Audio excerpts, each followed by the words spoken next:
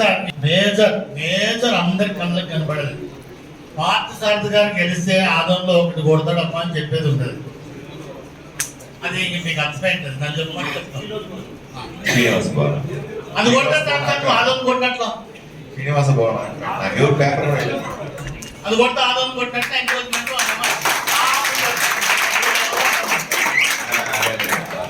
అందరూ తప్పట్టు కొడుతున్నారు కదా. మీరు ఒక పిటిషన్ రాసి ఇవ్వండి. ఎవరన్నా ఇక్కడ ఉన్న వాళ్ళు తప్పట్లు కొట్టిన వాళ్ళు పెట్టండి. పబ్లిక్ మొత్తం రాసిస్తారు సార్ పిటిషన్ అంటే. ఇప్పుడు ఇంతమంది క్లాస్ కొట్టిన వాళ్ళంతా సంతకాలు వస్తాయి.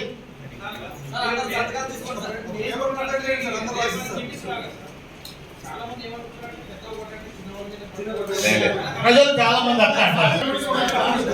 సరే మీరు చెప్తున్నారు కదా, మీరు ఆక్రమ ఇప్పుడు ఇంతమంది ప్రజలు ఉన్నారు కదా సార్. మీకు ఈ శ్రీనివాస్ భవన్ గురించి బాగా తెలుసు. శ్రీనివాస్ భవన్ బాగా చుట్టూ ఉండేది మున్సిపల్ స్థలం, మున్సిపాలిటీ బిల్డింగ్లు ఉన్నాయి. మీకు కమిషనర్ గారు వీళ్ళు ఏమైనా చెప్తారో లేదు తెలియదు. అక్కడ ఒక బావి ఉంది, అది కూడా మన మున్సిపాలిటీదే.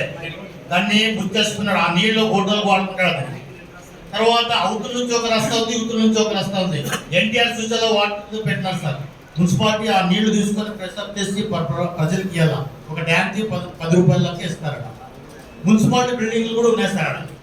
పక్కనే ఆ భవన్ కానుకొని మీరు ఏదన్నా యాక్సిడెంట్లు కావాలంటే ఆదోళన ఫస్ట్ ఆడ అయ్యేది. శ్రీనివాస్ భవన్ కొట్టారనుకో సార్, ఇంకా ఆదోళన అందరూ పైన చుట్టుకుంటారు. అంతే కదా. ఓ టాపిక్ మళ్ళీ శ్రీనివాస అనే టాపిక్ నడుస్తుంది. నా వయసు 63 సంవత్సరాలు. నేను నిక్కర్ వేసుకున్నప్పటి నుంచి అదే రోడ్డు నడిచి తెచ్చుకుంటే సైకిల్. ఇప్పుడు బజార్కి రావాలంటే అర్ధగంట గంట అవుతుంది. టాపిక్ ఒకే ఓ టాపిక్. ఆయన శ్రీనివాస భవన్ ఆక్రమణ అంటున్నాడు. ఆక్రమణ అని మీరు అందరూ భావిస్తున్నారా? ఎవరికేమన్నా భవన్ ఏమన్నా మా చుట్టూ కాదని మీరు వెంటనే పిటిషన్ రాయండి. మీ అందరి సమక్షంలో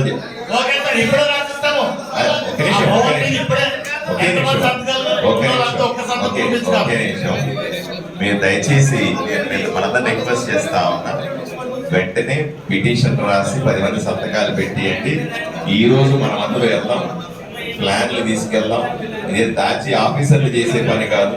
దయచేసి ఆగాలి. మీరు మాట్లాడకుండా ఆగాలి బాబు, ఆగాలి. మాట్లాడలేదు. ఈరోజు పిటిషన్ 10 మంది సంతకాలు చేసి ఇవ్వండి. కేవలం అధికారుల మీద మాత్రమే బాధ్యత ఉంది అని అనుకోవద్దు. మనం అందరూ కూడా ఊరిని కాపాడుకోవాలనుకున్నాం. మనం అందరూ పోదాం. ఆ ప్లాన్లు తీసుకొని వస్తారు వీళ్ళు. ప్లాన్లు వెరిఫై చేద్దాం. ప్లాన్లో ఏ మాత్రం డీవియేషన్ ఉన్నా మనం అందరూ దగ్గరుండి కొట్టించేస్తాం దాన్ని. సరేనా? Okay sir. ఇక్కడ పార్టీలతో సంబంధం లేదు. ఆ పార్టీ ఈ పార్టీ ఏ పార్టీతో సంబంధం లేదు. ఒకే ఒక్క మాట మీద వెళ్దామండి.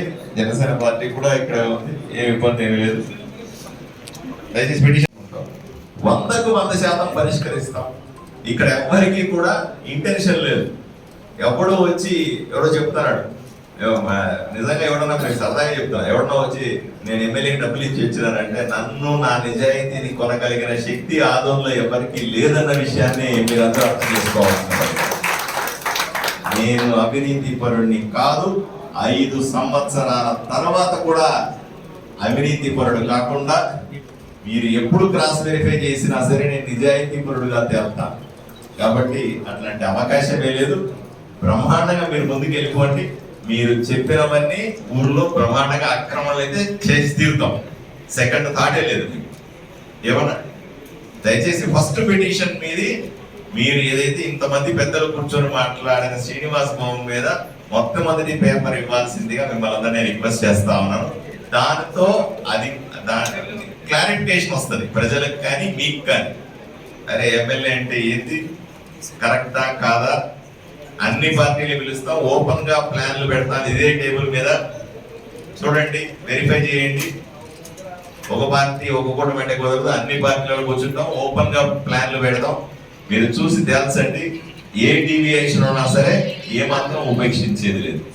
అందరి సమక్షంలో చెప్తాం.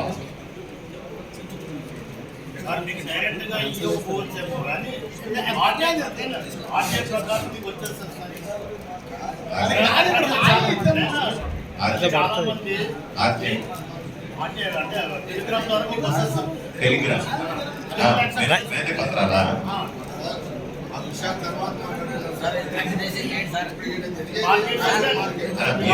జనరల్ నుంచి మీరే డివైడ్ చేశారా డివైడ్ చేశారా ఏం చేయాలి చెప్పండి 5 రోజులు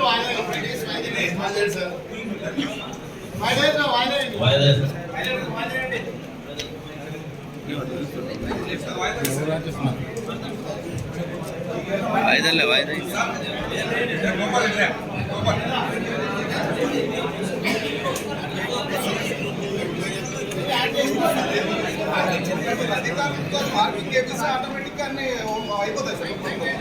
అధికారంతో మున్సిపల్ అధికారులు ఉంటుంది వాళ్ళతో మ్యాప్ ఉంటుంది సార్ టోటల్ అంటే అది అక్రమ కట్టడాలు అంటే మీ ముందు పెడతాం ప్రజల ముందు పెడతాం వాళ్ళు మార్కింగ్ వేస్తే ఫస్ట్ ఆటోమేటిక్ గా అది మనం ఎట్లా వెళ్ళాలనుకుంటున్నాం లేదు మార్కింగ్ వేయాలంటే మీరు ప్లాన్లు చూడాలి కదా